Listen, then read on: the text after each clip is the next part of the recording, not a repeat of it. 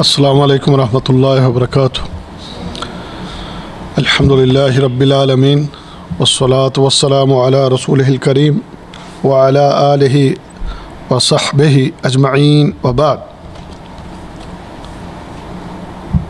یہ کتاب جو توحید باری تعالیٰ کے 4 بنیادی اصول ہم پڑھ رہے ہیں، تو اس میں صفحہ نمبر 40 پر مصنف جو ہیں وہ فرماتے ہیں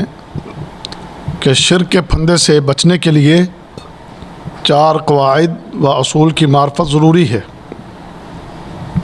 جن کا ذکر اللہ تعالیٰ نے قرآن کریم میں بیان کیا ہے، اور انہی کے ذریعہ آدمی کلمہ شہادت لا الہ الا اللہ کے معنی کو صحیح طور پر جان سکتا ہے، اور انہی کی مدد سے اہل اسلام اور اہل شرک کے درمیان تمیز پیدا کی جا سکتی ہے۔ آپ پر اللہ کی رحمتیں برسیں اور آپ ان کے بارے میں غور و فکر کریں اور اپنے فہم کو ان کی طرف موڑ دیں، کیونکہ یہ نہایت نفع بخش ہیں۔ اس میں آج کے سبق میں جس چیز کی طرف توجہ دلائی گئی ہے کہ اگر انسان نے شرک سے بچنا ہے تو اس کے لیے بہت ضروری ہے کہ جو توحید کو سمجھنے کے لیے جو 4 قواعد ہیں، 4 اصول جو ہیں، ان کو جاننا سمجھنا، اس کی معرفت ہر مسلمان کے لیے ضروری ہے۔ اور یہ جو 4 قواعد ہیں یہ کوئی اپنی طرف سے نہیں، بلکہ اس کا تذکرہ قرآن حکیم میں بیان ہوا ہے، جیسے آگے دلائل کے ساتھ یہ بات آگے بیان ہوگی۔ اور یہ 4 چیزوں کو جاننے کے بعد ہی لا الہ الا اللہ کا معنی جو ہے وہ سمجھ میں آئے گا، اور پھر اسی کی بنیاد پر اہل اسلام اور اہل شرک جو ہیں ان کے درمیان ایک فرق ہم قائم کر سکیں گے، ایک فرق جان سکیں گے کہ جب ہم ان 4 قواعد کو جان لیں گے تو پھر پتہ چل جائے گا کہ کون بندہ صحیح دین اسلام پر ہے اور کون دین اسلام سے ہٹ کر کفر اور شرک کی زندگی بسر کر رہا ہے۔ تو اس لیے مصنف نے دعا دیتے ہوئے کہ اللہ تعالیٰ آپ کے اوپر رحمتیں برسائے، آپ پر اللہ کی رحمتیں برسیں، تو اس کے بارے میں ضرور غور و فکر کریں اور اپنے آپ کو اس طرف موڑ دیں کہ ان چیزوں کو جاننے کے بعد اپنا رخ حقیقی توحید کی طرف کر لیں۔ پھر آگے اس آیت کو بیان کیا گیا ہے کہ جس آیت میں یہ بات واضح طور پر بیان کر دی گئی ہے کہ ان اللہ لا یغفر ان یشرک بہ ویغفر ما دون ذلک لمن یشاء ومن یشرک باللہ فقد افتری اثما عظیما۔ تو یہ آیت عقیدہ توحید کی جو ہے سمجھ رکھنے والے ان کے لیے الحمدللہ یہ بات باعث خیر ہے کہ اگر آپ کا عقیدہ درست ہے اور آپ شرک نہیں کرتے ہیں تو آپ کے لیے خیر کی خبر ہے، لیکن ان کے لیے بری خبر ہے کہ جن کے عقیدے میں کوئی گڑبڑ ہے، ان کے لیے یہ بڑی خوفناک آیت ہے کہ جس میں یہ بات 2 ٹوک اور واضح طور پر کہہ دی گئی ہے کہ شرک کرنے والا جو ہے وہ کبھی بھی اس کو معافی نہیں ملے گی، یعنی اگر وہ بغیر توبہ کے مر گیا تو مرنے کے بعد ہر بندے کے ذمہ گناہ ہوں گے، انبیاء کو چھوڑ کے باقی شاید ہی کوئی ہو کہ جس بندے کے ذمہ گناہ نہ ہو، ہر بندہ گناہ گار ہے۔ قیامت کے دن اگر شرک نہ ہوا اور باقی گناہوں کے کوئی 99 دفتر بھی اگر گناہوں سے سیاہ ہو چکے ہیں تو اس کے لیے بھی معافی اللہ کی طرف سے، اس کے لیے معافی کا اعلان ہے کہ بعض لوگوں کو ان کے گناہوں کی سزا مل جائے اور اس کے بعد جنت میں بھیج دے، یا اپنی رحمت کرتے ہوئے معاف کر کے جنت میں بھیج دے، وہ بادشاہ ہے جیسے چاہے کرے۔ لیکن مشرک وہ قیامت کے دن اس حال میں اللہ کی بارگاہ میں کھڑا ہوگا کہ اس کے لیے کوئی معافی نہیں ہے۔ تو جب یہ معاملہ اتنا حساس ہے تو پھر اس کو جاننا توحید کو جاننا اور توحید کو سمجھنا ہمارے لیے انتہائی ضروری ہے۔ اس لیے مؤلف نے یہ آگے بات پھر کہی ہے کہ یہ چاروں اصول و قواعد کی معرفت ہی کے ذریعے ہم شرک اور غیر اللہ کی عبادت کے جال سے باہر نکل سکتے ہیں۔ یعنی جب آپ یہ چار قواعد پڑھ لیں گے اور اس کی معرفت آپ کو حاصل ہو جائے گی تو پھر باذن اللہ تعالی آپ اپنے آپ کو شرک سے بچا لیں گے اور کبھی غیر اللہ کی عبادت کی طرف آپ اپنے رخ کو نہیں موڑیں گے۔ باقی یہ جو قواعد، یہ قاعدہ کی جمع ہے،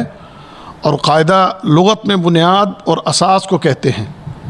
اور جب قواعد البیت بولا جائے تو اس سے مقصود گھر کی بنیاد اور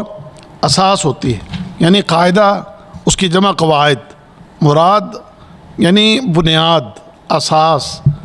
تو توحید کو جاننے کے لیے اس کی جو اصل بنیاد ہے اس کا علم ہمارے پاس ہونا بہت ضروری ہے۔ اس کا علم ہوگا تو پھر الحمدللہ آپ کو توحید کی سمجھ آ گئی، اور جب آپ کو توحید کی سمجھ آ گئی تو پھر اللہ کے فضل سے آپ کبھی شرک میں مبتلا نہیں ہوں گے۔ توحید کو جس نے جان لیا اور سمجھ لیا وہ کبھی بھی شرک نہیں کرے گا انشاءاللہ۔ ہمارے لوگوں کا مسئلہ یہ ہے کہ ان کے پاس یہ توحید کا فہم نہیں ہے، اس لیے تو بعض لوگ اپنے اس عمل کا دفاع کرتے ہوئے نظر آتے ہیں کہ جو عمل شریعت کی نظر میں شرک ہے لیکن اس کا بڑے ٹھوک بجا کے دفاع کر رہے ہوتے ہیں، سبب کہ توحید کا فہم نہیں ہے ان کے پاس۔ تو اس لیے یہ کتاب جو الحمدللہ ہم پڑھ رہے ہیں، اس کتاب کے اندر یہی ایک عظیم ترین عمل کیا گیا ہے کہ اس کو پڑھنے والے اپنے علم میں اس چیز کا اضافہ کر لیں کہ جو توحید کا فہم ہے وہ ان چار قواعد کو کہ جو قرآن حکیم کے ذریعے بیان کیے گئے ہیں، قرآن حکیم کی روشنی میں بیان کیے گئے ہیں، ان چار قواعد کو اچھی طرح سمجھیں، اس کو پڑھیں، اس کا فہم حاصل کریں، اس کے ذریعے توحید کو پہچان لیں، اور پھر اپنے آپ کو غیر اللہ کی عبادت سے بچا لیں اور شرک سے بچ جائیں۔ تو پہلا اصول صفحہ نمبر 46 پر آپ آ جائیں۔ صفحہ نمبر 46 دیکھیں، یہ جو تشریح ہے اس تشریح میں بعض باتیں کافی مشکل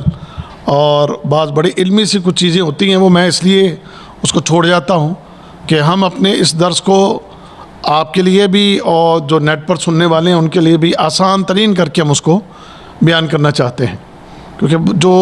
اس میں چیزیں بیان کی گئی وہ خالص بڑے علمی انداز میں بیان کی گئی ہیں، تو اس میں بعض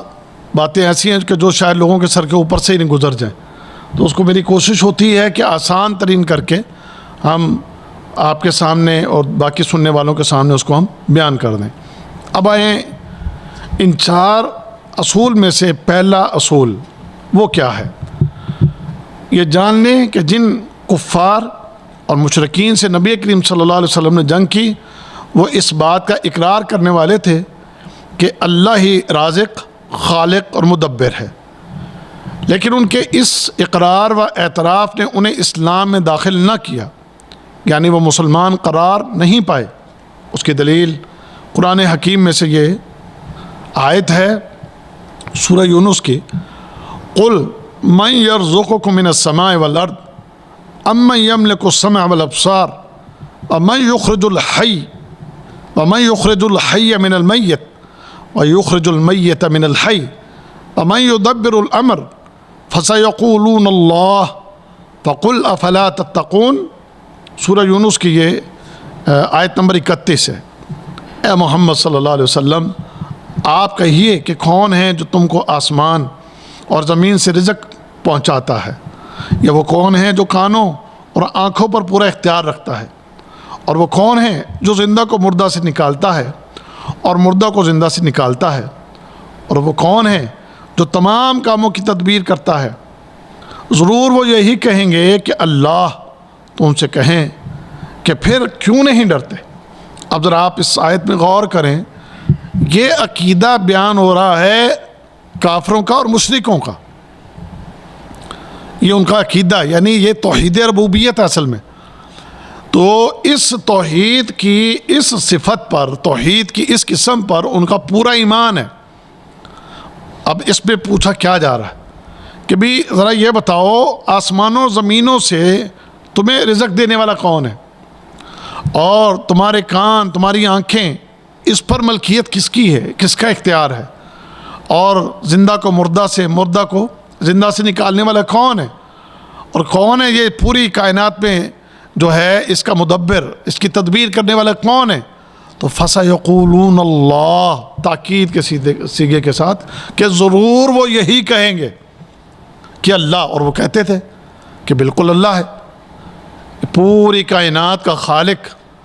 پوری کائنات کا مالک وہ اللہ ہے۔ تو یہ توحید ربوبیت ہے۔ اچھا، اب کیا ان کی اس بات نے انہیں اسلام میں داخل کر لیا کہ یہ مسلمان کہلائیں صرف اس بات کے اقرار کے ساتھ؟ نہیں، اصل مسئلہ یہ تھا کہ وہ اپنے معبودوں کا انکار نہیں کرتے تھے، اللہ کو مانتے تھے، اس کی جو ہے توحید کی اس صفت کو مکمل طور پر اس کا اقرار کرتے تھے، لیکن لا الہ الا اللہ کہنے کے لیے وہ تیار نہیں تھے۔ وہ کیوں تیار نہیں تھے؟ وہ تیار اس لیے نہیں تھے کیونکہ لا الہ الا اللہ کہنے سے ان کے اپنے بنائے ہوئے جتنے معبود ہیں ان سب کی نفی ہوتی تھی، ان سب کو چھوڑنا پڑتا تھا کہ ان سب کو چھوڑیں گے اور ان سب کی جو صفات ان میں بیان کی انہوں نے کی ہوئی ہیں وہ ساری کے ساری اس کا انکار کیا جائے گا، اور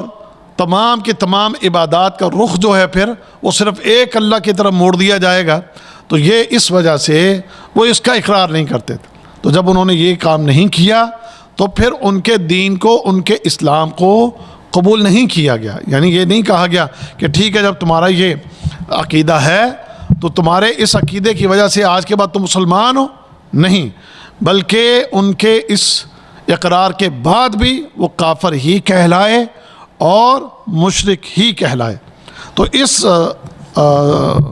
سبق کے اس حصے میں مصنف نے قطعی اور ٹھوس دلیل سے یہ واضح فرمایا ہے کہ کفار اور مشرکین کے اس اقرار ربوبیت نے انہیں اسلام میں داخل نہ کیا، بلکہ اللہ تعالیٰ نے ان کے کافر ہونے کا حکم سنایا اور اپنے نبی کو ان کے خلاف جنگ کرنے کا حکم دے دیا۔ اچھا، اب آگے یہ بات بیان کی گئی ہے کہ آخر امام محمد بن عبد الوہاب رحمہ اللہ نے اس اصول کو کیوں بیان کیا ہے، سبب کیا ہے اس کے بیان کرنے کا؟ کیونکہ وہ جس دور سے گزر رہے تھے، جس دور سے وہ گزر رہے تھے اور اپنے ارد گرد وہ مسلمانوں کے اندر جس چیز کو دیکھ رہے تھے اس کے اندر یہی چیز تھی کہ اس وقت کا اپنے آپ کو مسلمان کہنے والا وہ تقریباً توحید ربوبیت کے اندر، توحید ربوبیت کے اندر اقرار ان کا بھی یہ ہے، لیکن چونکہ وہ کلمہ بھی پڑھے ہوئے ہیں لا الہ الا اللہ، لیکن ان کو یہ بات بیان کر کے کہ صرف توحید ربوبیت کا اقرار کر لینا ہی اسلام نہیں ہے، کہ تم سمجھ رہے ہو کہ تم لا الہ الا اللہ کہہ کے اور توحید ربوبیت کے اس امر کو اختیار کر کے تمہارا ایمان، تمہارا دین، تمہارا اسلام پکا اور ٹھکا ہے اور تم کامیاب ہو اور تمہارے جو عقائد ہیں وہ درست ہیں، نہیں، ان کے عقائد کا جو ہے رد کرنے کے لیے امام محمد بن عبد الوہاب رحمہ اللہ نے یہ بات یہاں پر بیان کی ہے تاکہ لوگوں کے سامنے یہ بات واضح ہو جائے، ان کے سامنے یہ بات ثابت ہو جائے کہ جو لوگ قبروں میں دفن شدہ لوگوں کے بارے میں عقائد بنائے ہوئے ہیں اور اپنے جو پیر، فقیر، ولی اور جو اپنے بزرگ ہیں ان کو جو انہوں نے اسٹیٹس دے رکھا ہے، جو مقام اور مرتبے دے رکھے ہیں، تو وہ ذرا ان سابقہ مشرکوں اور کافروں کا معاملہ دیکھ لیں کہ ان کے اس عمل کو قبول کرنے کے باوجود اللہ تعالیٰ نے انہیں مسلمان قرار نہیں دیا،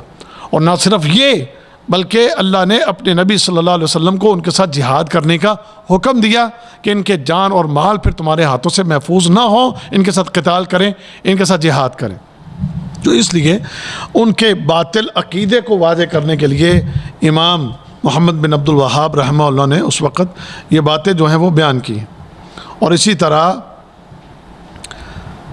دیگر دلائل کے ذکر کے ساتھ اس آیت سے مذکورہ اصول کا وجہ استدلال جو ہے وہ یہاں پر بیان کیا ہے کہ توحید کے مفہوم میں قبر پرستوں کے انحراف کا خلاصہ کچھ اس طرح ممکن ہے کہ ان کا یہ گمان ہے کہ توحید ربوبیت ہی کے لیے رسول اللہ صلی اللہ علیہ وسلم کو نبی بنا کر بھیجا گیا اور اسی کو لے کر مخالفین سے دشمنی ہوئی اور ان کے خلاف جنگیں ہوئیں اور اسی کے اعتراف سے دنیا میں جان و مال کی عصمت، تحفظ اور آخرت میں نجات حاصل ہوگی۔ اور یہ کہ لا الہ الا اللہ کا معنی یہ اقرار و اعتراف ہے کہ اللہ خالق اور رازق اور تمام کاموں کی تدبیر کرنے والا ہے۔ اور مؤلف نے قرآن کی واضح دلیل کی روشنی میں اس اعتقاد کو صحیح اعتقاد کے مخالف اور نقیض ہونے کو واضح فرما دیا۔ مذکورہ آیت کریمہ کی یہ تشفی بخش وضاحت کا خلاصہ درج ذیل دو باتوں میں، ایک کہ کفار و مشرکین جو ہیں وہ اس بات کا اقرار کرنے والے تھے کہ اللہ ہی ان کا خالق اور رازق اور ان کے تمام امور کی تدبیر کرنے والا ہے، لیکن اس اقرار کے باوجود وہ مسلمان قرار نہ پائے۔ اسی جواب پر اللہ کا یہ قول بھی ہے کہ وَلَئِن سَأَلْتَهُم مَّنْ خَلَقَهُمْ لَيَقُولُنَّ اللَّهُ فَأَنَّىٰ يُؤْفَكُونَ، آپ اگر ان سے پوچھیں کہ انہیں کس نے پیدا کیا تو یقیناً یہ جواب دیں گے کہ اللہ نے، پھر یہ کہاں الٹے جا رہے ہیں۔ یعنی ہمارا رازق، ہماری آنکھ، کان اور موت، زندگی کا مالک، تمام امور کا مدبر اللہ ہی ہے، اور اس کا اقرار کہ اللہ ہی ان کا خالق ہے۔ تو پچھلی آیت میں اچھی طرح ہے، اللہ تعالیٰ نے قرآن حکیم میں کچھ یوں بیان کیا وَلَئِن سَأَلْتَهُم مَّنْ خَلَقَهُمْ لَيَقُولُنَّ اللَّهُ فَأَنَّىٰ يُؤْفَكُونَ، یعنی آپ اس بات سے اندازہ لگائیں کہ اس چیز کے اوپر ان کا ایمان ہے، اس بات پر ان کا یقین ہے کہ ہمیں پیدا کرنے والا اللہ ہے، ہمارے ہاتھ، آنکھیں، کان، وجود، ایک ایک چیز بنانے والا ہمارا اللہ ہے۔ اپنے رب کی ان صفات کو ماننے کے باوجود جو ہے توحید الوہیت کے اندر وہ مار کھا گئے۔ توحید الوہیت کے اندر جو ہے اللہ کے ساتھ لا کر شریک کھڑے کر دیے اور انہیں معبود بنا لیا، ان کی بھی عبادت کرنے لگے، ان کو سجدے کرنے لگے اور ان کو مشکل گھڑیوں کے اندر پکارنے لگے۔ اور جب ان سے پوچھا جاتا کہ بھئی تم یہ کام کیوں کرتے ہو، کہ جب تم یہ مانتے ہو کہ خالق وہ ہے، مالک وہ ہے، مدبر وہ ہے، تمام اختیارات کا مالک وہ ہے، تو پھر اس کے باوجود وہ پھر کیا کہتے تھے، مَا نَعْبُدُهُمْ، ہم ان کی عبادت نہیں کرتے، إِلَّا لِيُقَرِّبُونَا إِلَى اللَّهِ زُلْفَىٰ، ہم تو ان کی عبادت صرف اس لیے، ہم ان کی عبادت نہیں کرتے، ہم تو ان کو اس لیے پکارتے ہیں، یا ان کو جو ہم جو یہ مقام اور سٹیٹس دیتے ہیں اس کے پیچھے یہ وجہ ہے کہ یہ ہمیں اللہ کے قریب کر دیتے ہیں۔ اصل کام کرنے والا اللہ ہی ہے، اللہ ہی کے اختیار میں یہ ساری چیزیں، لیکن یہ جو ہیں یہ ہمیں اللہ کے قریب کرتے ہیں کہ جن کے سامنے ہم کبھی آ کر کوئی فریاد کر لیں یا ہم ان کے سامنے سجدے کر لیں یا کوئی ہم انہیں جو اپنا معبود قرار دیتے ہیں، تو وہ اس کا مطلب وہ حقیقی معبود تو وہی ہے، یہ وہ حقیقی معبود نہیں ہے، لیکن یہ ہمیں اللہ کے قریب کر دیتے ہیں، ہمارے کام نکلوا دیتے ہیں، ہمارے ضروریات اور ہماری حاجات ان کے ذریعے جو ہیں وہ پوری ہو جاتی ہیں۔ تو یہاں یہ بات سمجھانا مقصود ہے کہ ایک مومن اور ایک مسلمان کو یہ قاعدہ جاننا چاہیے کہ صرف تمہارا یہ کہہ دینا کہ خالق اللہ ہے، مالک اللہ ہے، پیدا کرنے والا اللہ ہے، رازق اللہ ہے، تو پوری کائنات کے نظام کو سنبھالنے والا اللہ ہے، تو اسی سے تمہارا اسلام مکمل ہو جائے، اور اس کے بعد اپنی حاجات، اپنی ضروریات کو پورا کرنے کے لیے تم کسی سرکار کے دربار میں چلے جاؤ، کسی غیر اللہ کی طرف اپنا رخ موڑ لو، اور کسی غیر اللہ سے تم وہ امیدیں لگا لو کہ جو امیدیں تمہاری اللہ کے ساتھ ہونی چاہیے، تو تمہارا یہ عمل درست نہیں ہے۔ یہ پہلا قاعدہ، یہ پہلا اصول جو ہے وہ یہاں پر بیان کیا گیا ہے۔ اور آج اگر ہم جائزہ لیں اپنے معاشرے کا، تو میرے خیال میں ہمارے آج کے دور کو صرف اگر ہم دیکھ لیں تو یہ تو ساری حدیں پار کر چکے ہیں۔ توحید ربوبیت کے معاملے کے اندر بھی آپ اپنے ان لوگوں کو دیکھیں گے کہ واللہ بعض لوگوں کے ایسے کفریہ عقائد ہیں اور ایسی کفریہ باتیں وہ کرتے ہیں کہ جس کو دیکھ کر رونگٹے کھڑے ہو جاتے ہیں، کہ یہ اس وقت کے مشرک اقرار کرتے تھے رازق اللہ ہے، پیدا کرنے والا اللہ ہے، زمین و آسمان کو سنبھالنے والا اللہ ہے، اس وقت کا مشرک اس کا اقرار کر رہا ہے۔ آیت پڑھ لیں آپ، اور آج آپ کو کئی مشرک ایسے مل جائیں گے کہنے کو وہ لا الہ الا اللہ پڑھتے ہیں، اللہ تعالیٰ کو مانتے ہیں، محمد رسول اللہ صلی اللہ علیہ وسلم کو مانتے ہیں، لیکن ساتھ وہ یہ بھی کہہ دیتے ہیں کہ کوئی اور بھی رازق ہے، اور یہ بھی کہہ دیتے ہیں کہ دنیا کو جناب اتنے قطب ہیں، اتنے ابدال ہیں، انہوں نے سنبھال رکھا ہے، اتنے قلندر ہیں، قلندروں نے سنبھال رکھا ہے، ابدالوں نے سنبھال رکھا ہے، قطب ہیں انہوں نے سنبھال رکھا ہے، اور ہمیں رزق جو ہے دینے کے اوپر قادر ہیں، اولاد دینے پر فلاں قادر ہیں، یہ ہے وہ۔ تو عقائد کی خرابی اس وقت کے شرک کرنے والے جو لوگ ہیں ان سے بھی آگے نکل چکے ہیں، اور کہنے کو مسلمان ہیں۔ وہ بات کریں گے تو یہی کہیں گے جی لا الہ الا اللہ محمد رسول اللہ، اللہ کو بھی مانتے ہیں اور محمد رسول اللہ صلی اللہ علیہ وسلم کو بھی مانتے ہیں۔ تو یہ پہلا قاعدہ جو یہاں پر بیان ہوا ہے، اس قاعدے کی روشنی میں یہ بات واضح کی گئی ہے کہ صرف اس بات کا اقرار کر لینا ہی اسلام نہیں ہے۔ اسلام یہ ہے کہ ان چیزوں کے اقرار کے ساتھ آپ کا یہ عمل ہو کہ معبود صرف معبود حقیقی صرف ایک اللہ کو مانے، اسی مشکل کشا مانے، اسی حاجت روا مانے، اسی کے سامنے تمہارا قیام، اسی کے سامنے تمہارے رکوع، اسی کے سامنے تمہارے سجدے، اسی کے سامنے تمہارے ہاتھ پھیلیں، اسی کے سامنے جا کر تمہاری گردنیں جھکیں، اور اسی کو ہی اپنا مشکل کشا حاجت روا، یہ تمام صفات وہ تم اپنے اللہ اور باقی جتنے بھی ہیں ان کا انکار بھی ضروری۔ اصل میں لا الہ الا اللہ کا معنی جو تھا مشرک جانتے تھے، اس لیے تو پڑھتے نہیں تھے، اور آج کا مسلمان اس لا الہ الا اللہ کو پڑھتا تو ہے لیکن اس کا معنی نہیں جانتا، اس کا معنی کا ان کو علم نہیں ہے کہ اس کا معنی کیا ہے کہ لا الہ۔ پہلے تو یہ انکار کرو اپنے ان سارے جھوٹے معبودوں کا، اس کا انکار کو نفی ہے پہلے، کہ جنہیں تم نے یہ اتنے سٹیٹس دے رکھے ہیں اور اتنے ان کو جناب تم نے مقام دے رکھے ہیں، پہلے ان کا انکار کرو، انہیں اپنی زندگیوں سے نکالو، انہیں اپنی زندگیوں سے نکال کے پھر ایک حقیقی الہ اور حقیقی جو معبود ہے اس کو تھام لو بس۔ وَيُؤْمِن بِاللَّهِ فَقَدِ اسْتَمْسَكَ بِالْعُرْوَةِ الْوُثْقَىٰ لَا انْفِصَامَ لَهَا۔ جس نے اللہ پر اپنے ایمان کو مضبوط کر لیا، اپنے اللہ پر وہ ایمان لے آیا، تو اس نے ایک مضبوط ترین کڑے کو تھام لیا جو کبھی ٹوٹنے والا نہیں۔ اب یہاں اصل کمی اور کوتاہی اور جو غلطی ہے وہ یہی ہے کہ لا الہ الا اللہ کا ایک تو صحیح طور پر یہ معنی نہیں جانتے، پڑھ رہے ہیں بلکہ ضربے بھی لگا رہے ہیں لیکن اس کے معنی سے بالکل بے خبر ہیں۔ یہی وجہ ہے پھر آج آپ چلے جاؤ، مسجدیں آپ کی خالی ہیں، آپ کے دربار بھرے ہوئے ہیں، مزاروں پر لوگ بھرے ہوئے ہیں، مزاروں پر رونقیں ہیں، مزاروں کے اوپر 2-2 کروڑ روپے کے جوتوں کے ٹھیکے ہوتے ہیں، اتنا وہاں پر رش کہ جوتے سنبھالنے کے لیے وہاں پر ٹھیکے دینے پڑتے ہیں، اور مسجدیں آپ کی خالی ہوتی ہیں۔ مسجدوں کے اندر جناب پہلی بات تو انہوں نے کبھی آنا نہیں، اور اگر کبھی مسجد میں آ جائیں تو جناب وہ مسجد کے اندر بس جو ہی جماعت ہوئی، نماز پڑھی، 2 ٹھونگے مارے اور مسجد سے بھاگ دیے۔ اور اگر آپ کبھی ان کو مزاروں پر بیٹھے ہوئے دیکھیں، قبروں پر بیٹھے ہوئے کبھی دیکھیں، اللہ کی قسم رو رہے ہوتے ہیں، قبروں کے اوپر بیٹھے، قبروں کے اوپر بیٹھے دعائیاں ڈال رہے ہوتے ہیں، جھولیاں اٹھا کے وہاں پر دعائیں کر رہے ہوتے ہیں،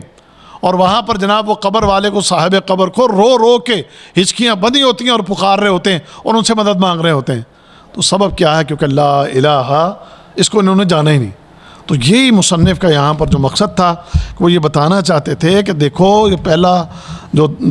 عقیدہ ہے، یہ جو پہلا قاعدہ ہے، اس کو اچھی طرح سے تم جان لو کہ لا الہ الا اللہ کا ایک تو معنی تمہیں آتا ہو، اور پھر تمہیں یہ پتہ ہو کہ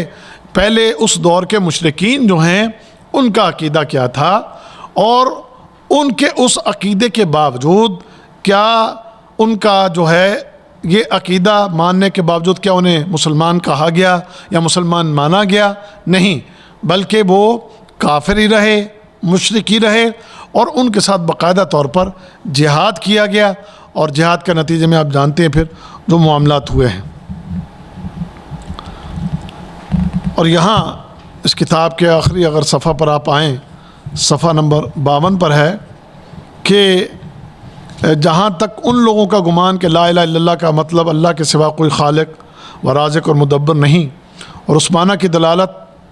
جو ہے یعنی اس کا معنی جس لفظ کے مطابق ہے، دوسرے لفظوں میں کلمہ لا الہ الا اللہ سے مراد توحید ربوبیت دلالت مطابقت کے اعتبار سے ہے، ان کا یہ ظن و گمان باطل ہے، کیونکہ جس کو اللہ نے قرآن میں تدبر اور غور و فکر کی توفیق دی، اور جس کو اللہ کے نبی کی سیرت طیبہ میں اور آپ کی اپنی قوم کی دعوت میں غور و فکر کی توفیق دی، اس کے لیے یہ بات آسان ہے کہ اس اعتقاد کے فساد اور بطلان کو سمجھ لیں بائیں طور کہ اللہ تعالیٰ نے اپنی کتاب میں اس کا معنی بیان فرمایا ہے، اور اس کے معنی کی وضاحت اپنے سوا کسی اور کا سپرد نہیں کی۔ چنانچہ اللہ تعالیٰ نے بیان کیا کہ کلمہ لا الہ الا اللہ، کہ اس کا معنی کہ ما سوا اللہ کی عبادت کی نفی اور صرف اللہ کی عبادت کا اثبات ہے، یعنی اللہ کے علاوہ سب سے حقیقی عبودیت کی نفی ہو اور صرف ایک اللہ کی عبادت کا اثبات، جیسا کہ ابراہیم علیہ السلام کے بارے میں یہ سورہ زخرف کی آیت کہ وَإِذْ قَالَ إِبْرَاهِيمُ لِأَبِيهِ وَقَوْمِهِ إِنَّنِي بَرَاءٌ مِّمَّا تَعْبُدُونَ إِلَّا الَّذِي فَطَرَنِي فَإِنَّهُ سَيَهْدِينِ وَجَعَلَهَا كَلِمَةً بَاقِيَةً فِي عَقِبَيْهِ لَعَلَّهُمْ يَرْجِعُونَ۔ اور جب ابراہیم علیہ السلام نے اپنے والد سے اور اپنی قوم سے فرمایا کہ میں ان چیزوں سے بیزار ہوں کہ جن کی تم عبادت کرتے ہو، وجہ اس ذات کے جس نے مجھے پیدا کیا اور وہی مجھے ہدایت بھی کرے گا، اور ابراہیم علیہ السلام اسی کو اپنی اولاد میں باقی رہنے والی بات پر قائم کر گئے تاکہ لوگ شرک سے باز آتے رہیں۔ تو ابراہیم علیہ السلام کی جو بات ہے وہ یہاں پر بیان کی گئی ہے کہ ابراہیم علیہ السلام نے یعنی کس طریقے سے اپنے اس حقیقی جو توحید ہے اس کو واضح کیا ہے، کس طریقے سے۔ اس میں انہوں نے واضح طور پر یہ کہا کہ میں برات کا اعلان کرتا ہوں، یعنی انہوں نے نفی کی کہ جن الہوں کو وہ ان کی قوم، ان کے والد، ان کے جو بھی رشتہ دار عزیز یا بستی والے، ملک والے جن کی پوجا کر رہے تھے، تو سب سے پہلے نفی،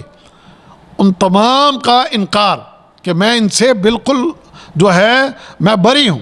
میرا ان سے کوئی تعلق نہیں کہ جن کی تم عبادت کرتے ہو۔ تو اس نفی کے بعد پھر اثبات ہے، وہ اثبات کیا ہے؟ اِلَّا الَّذِي فَطَرَنِي فَإِنَّهُ سَيَهْدِينِ۔ اثبات یہ ہے کہ میں تو اس کی عبادت کرتا ہوں کہ جس نے مجھے پیدا کیا ہے۔ یہ اثبات پہلے نفی، اور اس نفی کے بعد پھر یہ اثبات کہ پیدا کرنے والا مجھے جو ہے میں اسی کی عبادت کرتا ہوں جو مجھے راہ دکھائے گا۔ اور یہی بات ابراہیم علیہ السلام اپنے بعد میں آنے والی اپنی نسل کے لیے بھی چھوڑ گئے کہ دیکھنا توحید یہ ہے، توحید صرف توحید ربوبیت کا نام نہیں ہے کہ تم یہ کہہ دو ہاں ہم مانتے ہیں اوپر بھگوان ہے، ہاں ہم مانتے ہیں کہ جناب بھگوان نے سب کو پیدا کیا ہے، ہاں ہم مانتے ہیں جی اللہ نے جو ہے پوری کائنات کو بنایا ہے، ہاں جی مانتے ہیں کہ وہ رزق بھی دیتا ہے، جی وہ اولاد بھی دیتا ہے، اس نے یہ سب کچھ بنایا۔ اب اتنی سی بات سن کے اس کو مومن اور مسلمان ہم قرار نہیں دیں گے کہ بھئی ٹھیک ہے تم مومن ہو گیا تو مسلمان ہو گیا، نہیں، اس سے یہ لا الہ الا اللہ کے ذریعے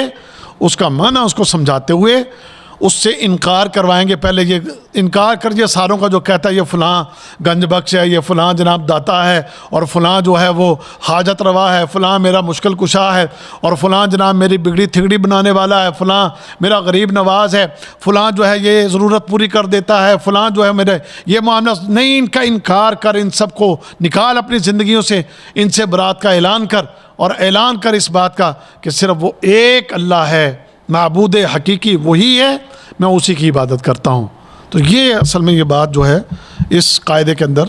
ہمیں الحمدللہ اگر سمجھ آ گئی تو پھر سمجھے کہ آپ کی توحید کا یہ معاملہ ٹھیک ہو گیا۔ اور چونکہ قواعد کی بات ہے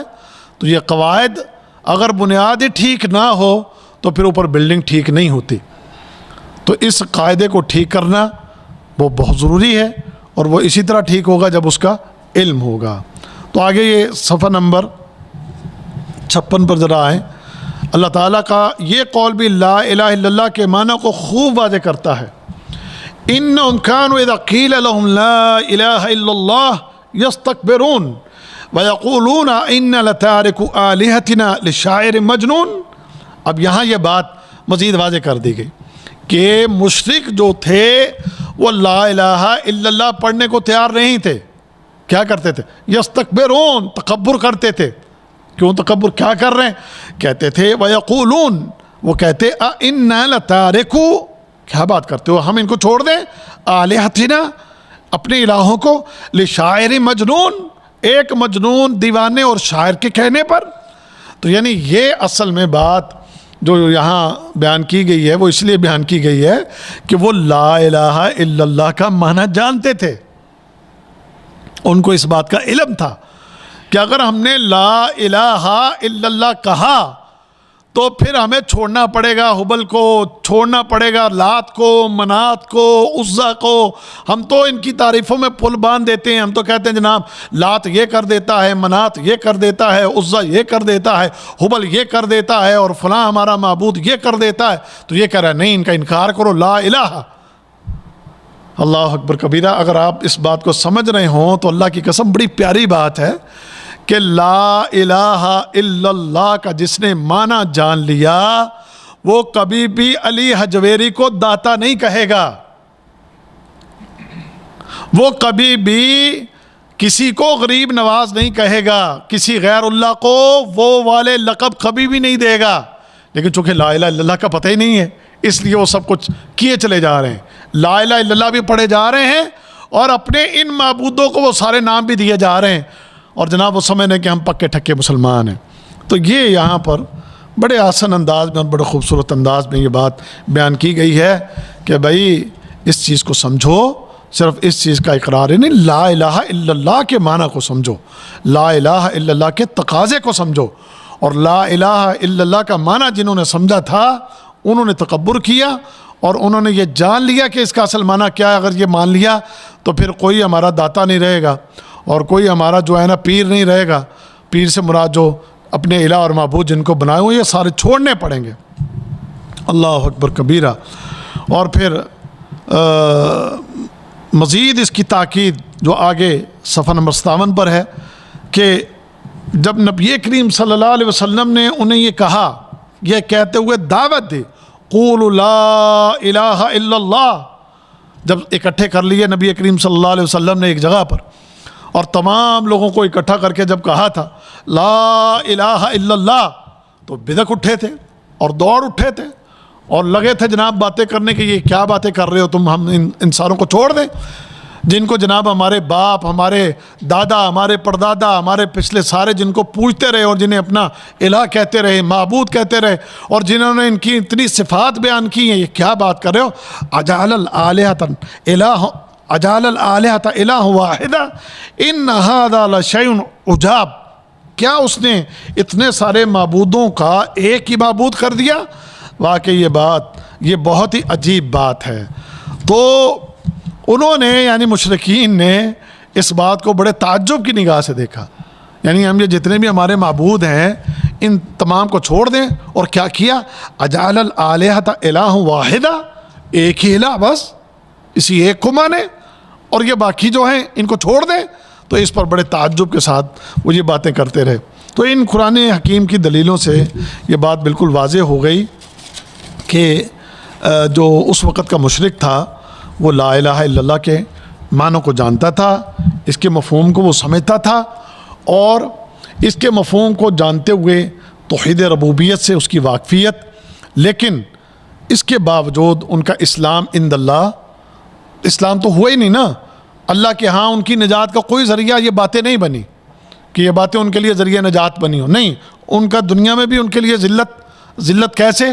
اللہ تعالیٰ نے اپنے نبی کو حکم دیا کہ ان کے ساتھ جہاد کرو، قتال کرو، اور مسلمان ان پر غلبے حاصل کریں اور یہ مغلوب ہوں، دنیا میں ذلیل ہوں. اور اس کے بعد جب کل قیامت کے دن یہ اللہ کی بارگاہ میں آئیں گے تو ان اللہ لا یغفر ان یشرک بہ ویغفر ما دون ذلک لمن یشاء.